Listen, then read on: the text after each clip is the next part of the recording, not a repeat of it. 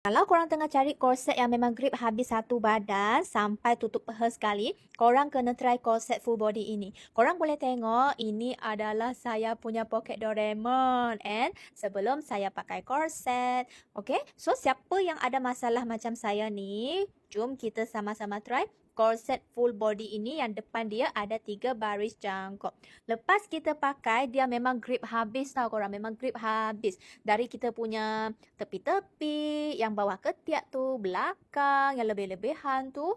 Lepas tu kita punya peha, memang dia tutup habis. Korang tengok saya tarik macam ni, dia memang sangat-sangat susah nak ditarik. So, korang tarik sikit-sikit naik ke atas. Macam ni. So, dia memang double grip korang. Siapa yang nak kahwin, siapa yang nak pakai baju raya, siapa yang nak pakai baju yang memang nampak kita punya body shaping yang cantik, korang kena pakai korset ini dekat dalam. Okay, siapa yang belum ada korset ni, cepat-cepat pergi tekan dekat beg kuning dan tengok berapa harga yang korang dapat.